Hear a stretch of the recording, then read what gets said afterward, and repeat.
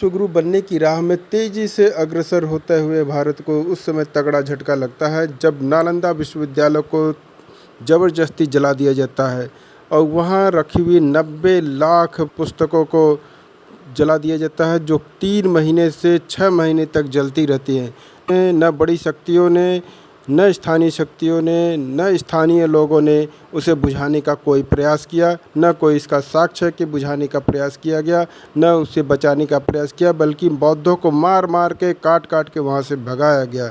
अब फिर बाद में क्या हुआ, कुतुबुद्दीन ऐबक के समय बना खंडहर नालंदा विश्वविद्यालय को एकदम से दबा दिया गया। उसके बाद गुलाम वंश, खिलजी वंश, तुगलक वंश, सैयद वंश, लोदी वंश, मुग़ल वंश, यहाँ तक कि अंग्रेज भी आए तो वह इतिहास दबा का दबा रहा।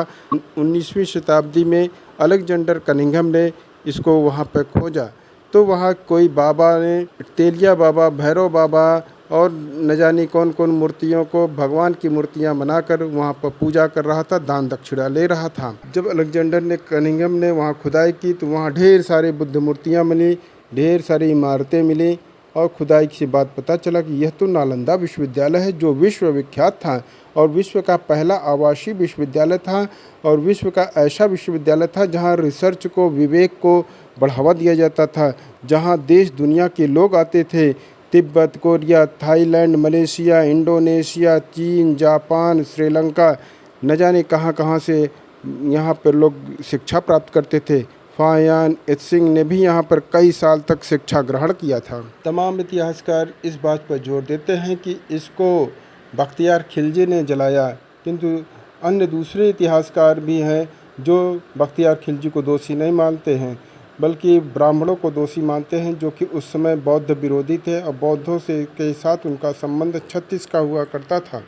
वस्तुतः विश्व विख्यात नालंदा विश्वविद्यालय की जलन का केंद्र बन चुका था। यहाँ बाहरी आक्रमण बहुत पहले से ही हो रहे थे। 5वीं शताब्दी, 7वीं शताब्दी, 8वीं शताब्दी में लगातार इस पर आक्रमण हो रहे थे और यह आक्रमण उन लोगों को सेन वंश में मौका मिलता है, जहाँ ब्राह्मण को बढ़ावा देने वाले सेन वंश का शासक स्थापित होता है। सेन वंश ने इधर नालंदा विश्वविद्यालय को कोई भी सहायता देना बंद कर दिया, जिसके कारण नालंदा विश्वविद्यालय की वित्तीय और प्रशासनिक स्थिति गड़बड़ाने लगी। इसी बीच ब्राह्मणों के साथ उनकी रार बढ़ गई और कहा जाता है कि बख्तियार खिलजी ने ब्राह्मणों के उकसावे पर उसको जला दिया। कभी कभी कहा जाता है कि ब्राह्मणों ने ही जला दिया।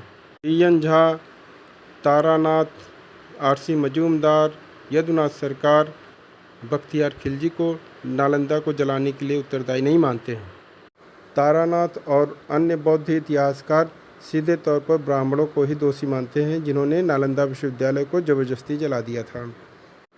खैर कोई बात नहीं, परंतु सदियों से दबे हुए इस खोज को, नालंदा विश्वविद्यालय को जब खोजा गया, उसकी महत्ता को जाना गया, तब यूपीए सरकार ने 2006 में इसकी महत्ता को स्थापित करने के लिए जीर्णोद्धार करना शुरू किया, जो कि 2014 में बनकर तैयार हुआ, जहां मोदी भी जाकर अपना भाषण दिए, फोटो आदि खिंचाए। कहा जाता है चीन, जापान इत्यादि देशों में भी नालंदा विश्वविद्यालय के नाम पर नालंदा विश्वविद्यालय बना हुआ है।